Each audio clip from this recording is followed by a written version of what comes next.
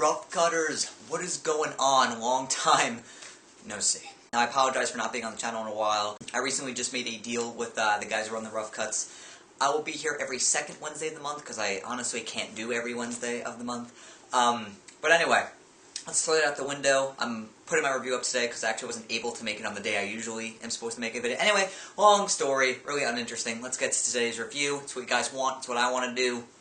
Let's get on it. Now today I'm going to review one of my favorite films. And that film is the David Fincher movie, Se7en, starring Brad Pitt and Morgan Freeman. Now the movie follows two detectives played by Morgan Freeman and Brad Pitt. Brad Pitt plays a detective who just moved into the city and is kind of adjusting to this new lifestyle with his wife, played by Gwenyth Paltrow. And Morgan Freeman is about to retire. He lives a life of solitude. He's kind of satisfied with it though. And the two get paired up on this ridiculously messed up case involving a serial killer by the name John Doe, who you would come to find out is played by Kevin Spacey in the movie. Now every serial killer works under a certain system. Dexter works under a certain code. Zodiac Killer works under a fucking alphabet. Every serial killer has a certain way in which they kill people. What's John Doe's system? He murders people who he believes have committed one of the 7 deadly sins. So obviously you know there's going to be 7 murders in the movie, but you don't know what order they're going to be in, you don't know how gruesome they're going to be, you don't know when they're going to happen. There's a lot of, unpredictable stuff that happens in this movie, and I love that Fincher, makes it that way, because any other director probably would have made this incredibly predictable. Now, when you go see a David Fincher movie, you know you're watching a David Fincher movie, believe me. A lot of his movies have that same grimy, really gritty, really tension-filled visual appearance and tone. If you watch Fight Club, if you watch Zodiac, if you watch Se7en, you'll know exactly what I'm talking about. You'll know when you're watching a David Fincher movie. And this really gritty atmosphere that he creates always sucks me in, and no matter what movie it is, he can draw me in and get me involved early on. He makes New York City such a dark, dreary place, and it's the perfect setting for these murders to occur. And as for the murders, yes, let's get to those things. Oh, they're pretty gruesome. They are pretty gruesome. Probably the worst one would probably have to be Sloth. If you've seen the movie, you know exactly what I'm talking about.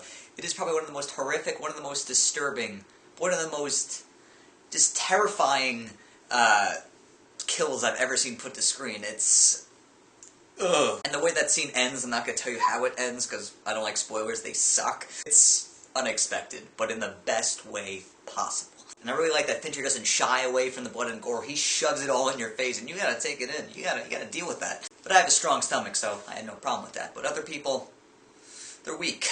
They're weak. The movie moves along at a blistering pace, so at times it is a little hard to keep up with, but the movie, it lays things out very nicely for you.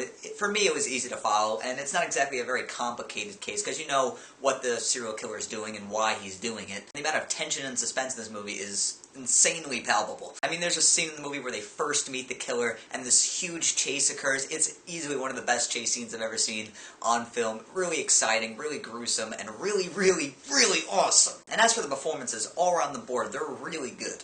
Brad Pitt is excellent, Morgan Freeman is superb, Gwenyth Paltrow is actually very good, and Kevin Spacey was just perfect as John Doe. He was incredibly creepy, incredibly messed up, but he was absolutely perfect. I can't see anyone else playing that character. A little FF fun fact for you all. During the marketing of this movie, they actually didn't put Kevin Spacey's name in the trailer. They didn't show any footage of him in the trailer. They didn't even show his name on the DVD case. They did not want people to know that he was playing John Doe at all. They wanted it to be a surprise, and it worked out. And also, Kevin Spacey didn't want to do any press junket interviews because he didn't want people to know that he was the killer. I think that is awesome, and it's a shame people don't do that nowadays. And of course, the movie leads up to that penultimate scene that we all know, we all love. If you've seen the movie, you know exactly what I'm talking about. What's in the box? What's in the box? What's in the box? I'm not gonna lie, I've used that line so many times. It's one of the most iconic scenes probably in film history.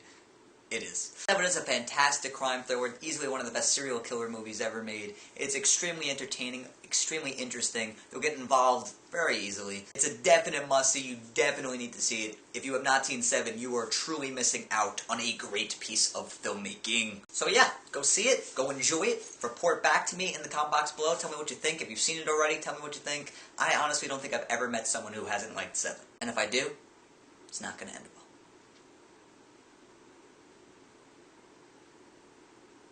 Anyway, you guys have an awesome week, and I'll see you in a couple weeks. Have a nice day.